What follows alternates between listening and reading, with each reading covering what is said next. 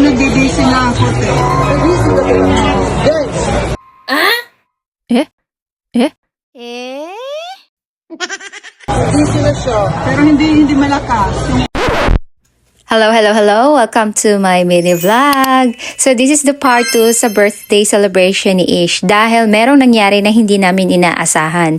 So sa mga ganitong occasion, kailangan malagi tayong handa! Besh! Yes! Napapairat talaga ang ating pagiging Girl Scout. So after nyo na upo dito sa mahiwagang upuan, so yun na nga, pagdating namin dito sa restaurant, pag upo pa lang niya sa upuan, bigla niyang sinabing, "Oy, ano yun ate? Lumindol?" So ganon. So kampante naman kami dahil nga, syempre, we're having fun sa birthday niya. Nung umaga ng araw na ito is very, very busy talaga nila. Ang dami nilang errands na mag-asawa dahil nga may business sila. So, sobrang busy talaga dito sa Amerika. Grabe. Lahat talaga ng oras mo is gold. Kaya, very, very rare lang talaga kapag may nakikita kayo nagtitipon-tipon ng mga Filipina dito sa Amerika. They effort yung time talaga nila to spend time with you. Ganun yon. Habang abala ako sa pagbibideo ng Ube Makapuno Cake, meron naman siyang sinabi sa amin na dito na kami kinabahan. Sabi niya, maki-cellphone yung mga damit. Uy, nagbibisi na ako, te. Nagbibisi ka talaga. Guys! Nagbibisi na siya. Pero hindi malakas. Yung una yung mga ano. Makasanok sa na-overwhelm ka sa place. Wait lang, meron ako baka sa noise. Hello ka?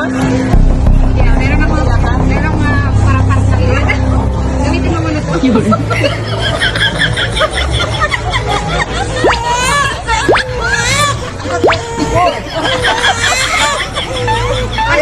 Ayaw na naman na support na ako.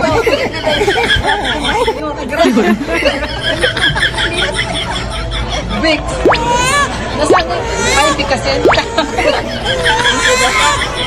Naitilo na ang senior citizen. Overwhelm ka sa place. Yan yung ba? Senior citizen na tayo. First time. Vic na ang dala, hindi na perfume. Hindi na perfume ang dala.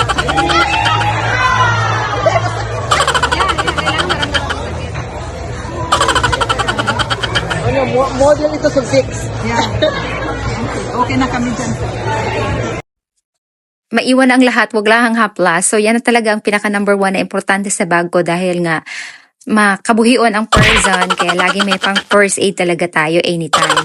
So ito na yung mga pictures namin bago umuwi at happy naman si Ish at nagiging okay din siya. That's all, bye!